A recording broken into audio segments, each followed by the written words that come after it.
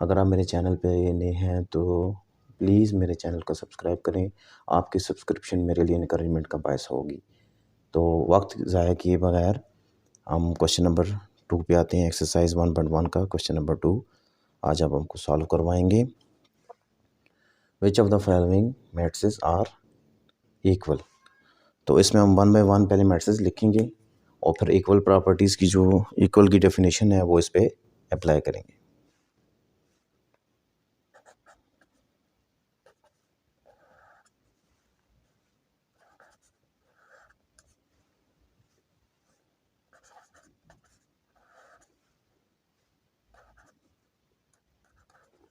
A matrix, B matrix 3 5, C matrix 5 -2,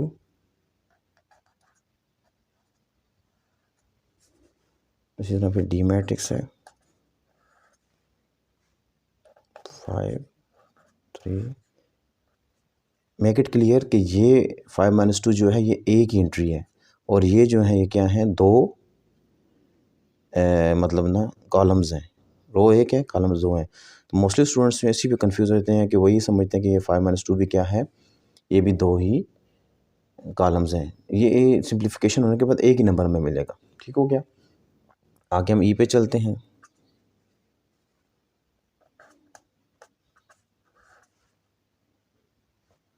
four 0 6 2 और F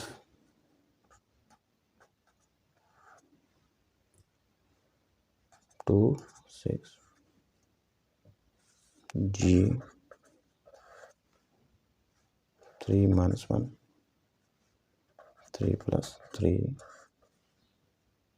H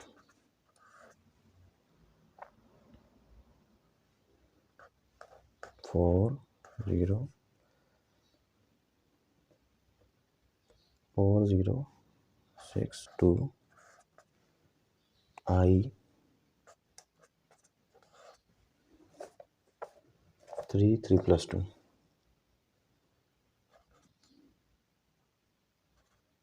3 + 2 और J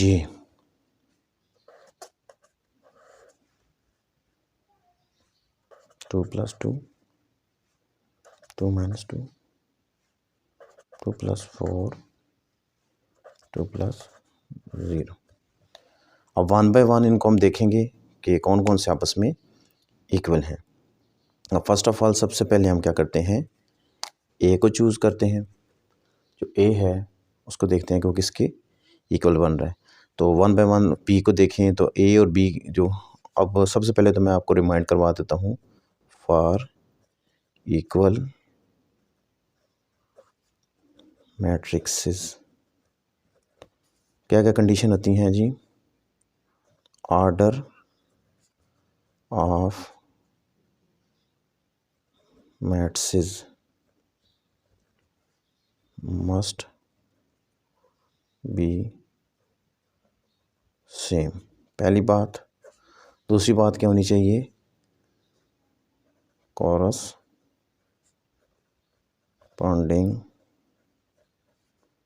entries must be equal, कि corresponding entries भी क्या होनी चाहिए, उनकी इक्वल होनी चाहिए। ये दोनों कंडीशंस फुलफिल होंगी, ये हम दोनों को फुलफिल करेंगे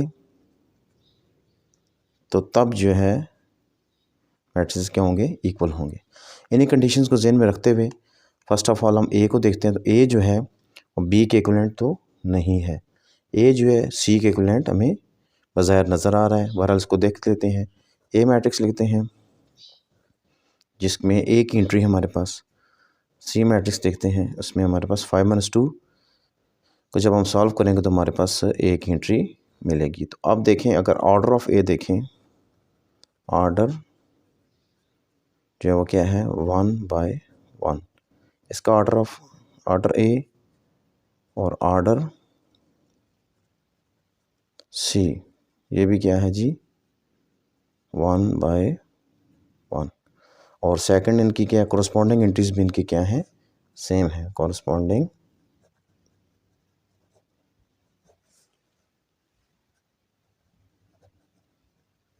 एंट्रीज बी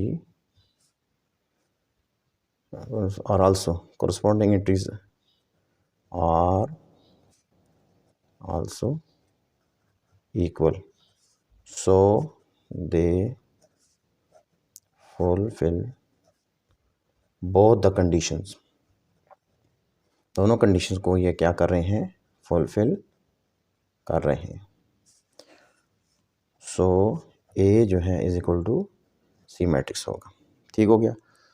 आगे चलें, उसके बाद बी मैट्रिक्स पे आए।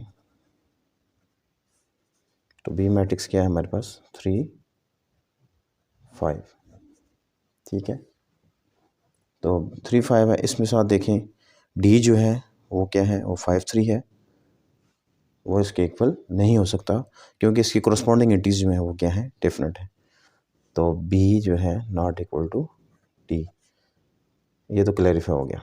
नेक्स्ट आए बी जो है, उसके बाद देखें ई जो है इसके इक्वल भी नहीं है क्योंकि इनका ऑर्डर्स जो है वो डिफरेंट है। एफ के इक्वल भी नहीं है, ठीक है, जी के इक्वल भी नहीं है, एच के इक्वल भी नहीं है। आई मैट्रिक्स जो है वो बाज़ाहिर में उसके साथ इक्वल होता हुआ दिखाई दे रहा है अगर हम उनकी कंडीशंस को फुलफ़िल करेंगे तो देखें 3 + 2 5, ऑर्डर भी सेम है। Order of B is equal to order of I and condition 1 fulfil हुई। कंडीशन 2 जो है कॉरस्पॉन्डिंग एंट्रीज भी इनकी क्या है, corresponding entries are also same, so B is equal to I. Third one पे आए, डी जो है वो तो इक्वल नहीं है किसी के भी। D has no equal matrix. D के इक्वलेंट हमें यहाँ पे इस एरिया में इन गिवन मैट्रिक्स में से कोई भी इक्वल नहीं मिल रहा। आगे आप देखें तो ई देखें,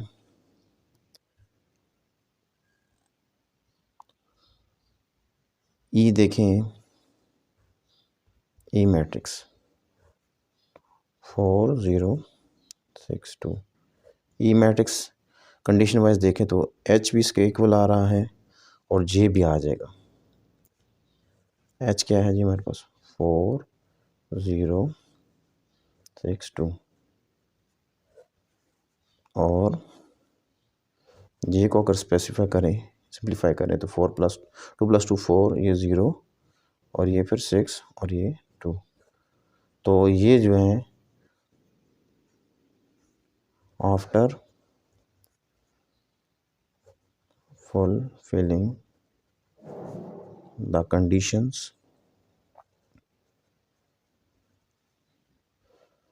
E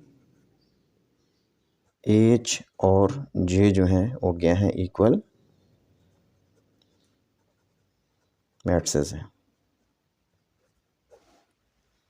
उम्मीद करता हूँ ये आपको चीज़ क्लैरिफाई होगी कि इनमें ऑर्डर ऑफ ऑर्डर ई जो है वो ऑर्डर एच के बराबर है और फिर ऑर्डर जे के बराबर भी, और इनके कोरस्पॉन्डिंग एंट्रीज भी आपस में क्या हैं, इक्वल है। तो ये फिर क्या हो जाएंगे, इक्वल मैट्रिसेस कहलाएंगे। तो अब नेक्स्ट चलते हैं हम क्वेश्चन नंबर 3 की जानिब। तो क्वेश्चन नंबर जो 3 है वो एग्जामिनेशन पॉइंट ऑफ व्यू से बड़ा इंपॉर्टेंट है। एग्जामिनेशंस में बहुत ज़्यादा आता है क्योंकि इसमें बच्चे थोड़े से ना कंफ्यूज हो जाते हैं। तो इसमें जो है ना जो डेफिनेशन है इक्वल मैट्रिसेस की, उसको अप्लाई किया जा रहा है। उसको अप्लाई करके हम जो है क्वेश्चन नंबर 3 जो वेरिएबल्स हैं हम उनकी वैल्यूज़ निकालेंगे। Find the values of A, B, C and D, which satisfy the equation, which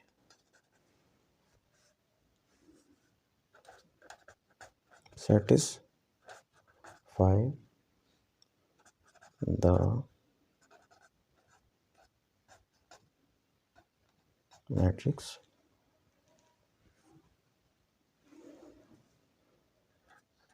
equation.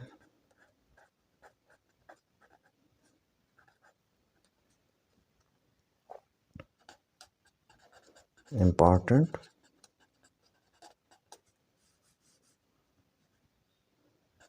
for examinations.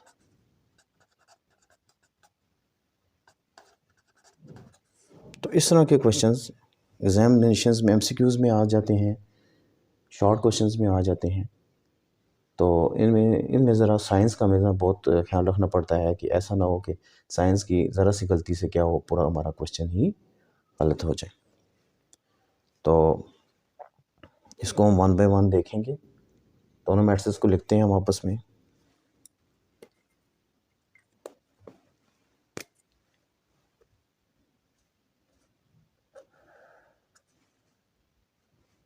A plus C, A plus 2, B, C minus 1, 4D minus का 6,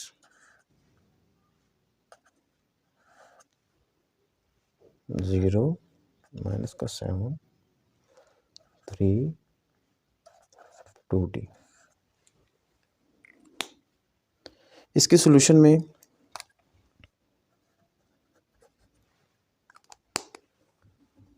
equal matrix की दोनों conditions लगाएंगे।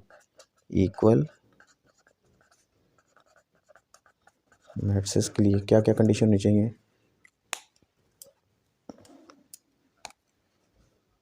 Order must be same. तो order तो हमारे पास दोनों का same है। इस तरफ देखें तो इस लेफ्ट हैंड साइड पे मैट्रिक्स का ऑर्डर जो है ये भी क्या है 2 बाय 2 है, और राइट हैंड साइड पे भी ऑर्डर 2 बाय 2 है। कंडीशन 1 तो फुलफिल हुई।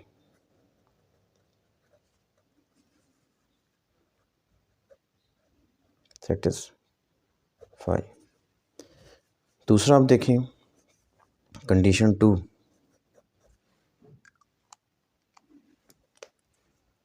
corresponding entries।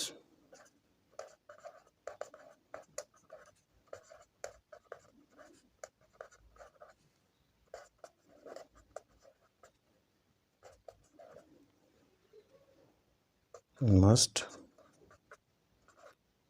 इक्वल। तो corresponding एंट्रीज फिर इक्वल होने के हिसाब से हम क्या करेंगे, इनकी corresponding एंट्रीज को उठाएंगे। सही, यहाँ देखें इसकी corresponding एंट्री ये बनेगी, इसकी corresponding एंट्री ये बनेगी, इसकी corresponding एंट्री ये बनेगी, और इसकी corresponding एंट्री ये बनेगी। तो उनकी corresponding एंट्रीज उठाएं और उनकी इक्वेशन बना लें। A plus C equal to 0,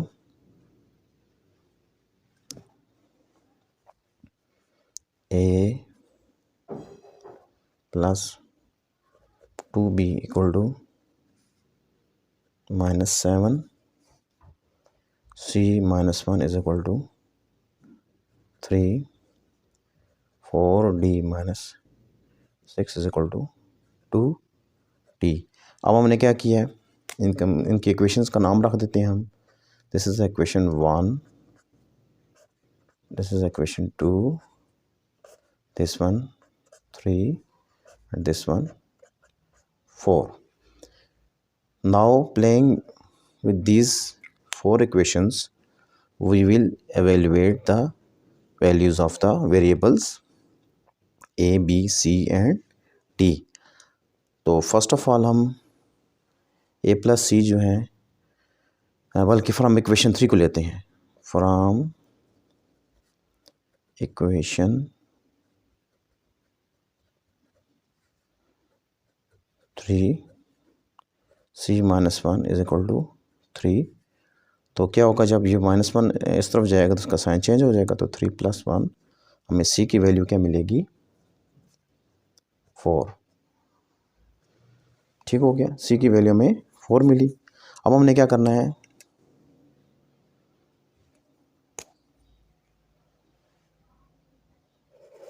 हमने क्वेश्चन 3 को यूज़ करते हुए c की वैल्यू ये निकाल लिए। इसी तरह आगे चलें, फ्रॉम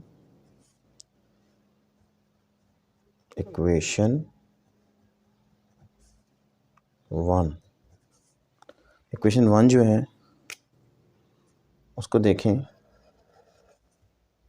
तो वहाँ से देखें तो a हमारे पास c के बराबर है, a + c equal to 0, a is equal to -c और c is equal to -a, दोनों आपस में इक्वल बनते हैं। तो c की वैल्यू हमारे पास 4 मिली है। Put in the above equation में अगर हम डालेंगे तो a की वैल्यू में क्या मिलेगी, -4 मिल जाएगी।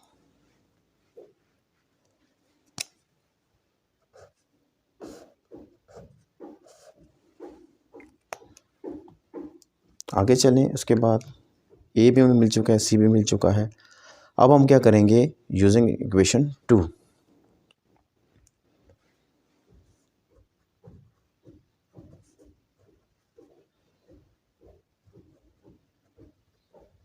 इक्वेशन 2।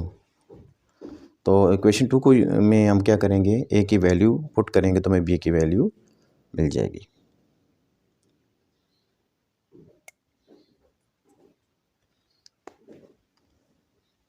a + c, इक्वेशन 2 में देखें तो a + c, a + 2b is equal to this.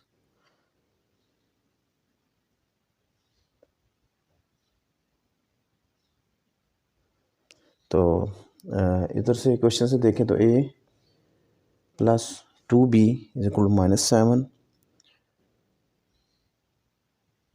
और c - 1 equal to 3, 4d - 6 is equal to this. तो इक्वेशन हम इस तरह करते हैं, 3 और 4, पहले इस तरह करते हैं, 4 को यूज़ कर लेते हैं। 4 को यूज़ करते हैं तो वहाँ से हम d की वैल्यू पहले एवेल्यूएट कर लेते हैं, उसके बाद इस पे आ जाते हैं। From 4d - 6 equal to 2t and 4d - 2d is equal to 4d - 2d is equal to plus का 6 हो जाएगा, 2d इज इक्वल टू 6 होगा। अगर 2 को हम डिवाइड करेंगे इधर इधर, d की वैल्यू हमारे पास कितना आ जाएगी, 2 आ जाएगी। तो a भी हमें निकला है,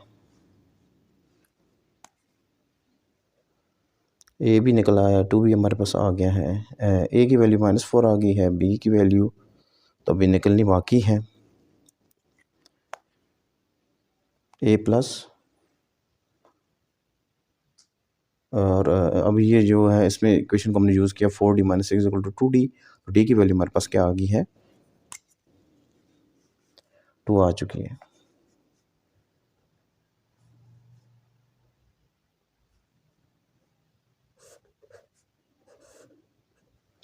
अब उसके बाद जो लास्ट वन है वो हमारे पास आ रहा है a + 2b is equal to -7।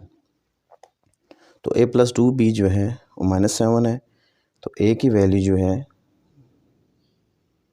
वो हम देखेंगे क्या आएगी हमारे पास। तो a + c, मतलब a, इसमें हमारे पास सिर्फ b रह गया कि b की वैल्यू हमने फाइंड आउट करनी है। तो a + 2b is equal to -7। तो a की वैल्यू जब हम इसमें डालेंगे, इसमें आप क्या करते हैं, फ्रॉम इक्वेशन 2 लिखें जी।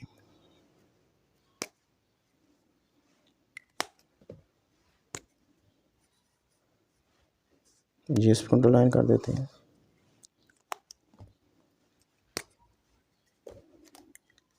फ्रॉम इक्वेशन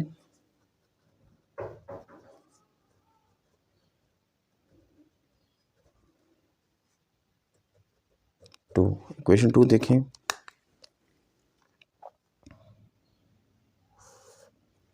तो वो क्या बन रही है, a plus 2b is equal to minus का 7। ठीक है, ये हमारे पास क्या आ रहा है, माइनस का 4 plus 2b is equal to minus का 7। ये माइनस 4 उधर जाएगा तो क्या हो जाएगा, -7 प्लस का 4, 2b is equal to 2b जो है हमारे पास क्या आएगा, माइनस का 7 प्लस का 4 माइनस का 3। सो b की वैल्यू जो हमारे पास आएगी -3/2 आ जाएगी।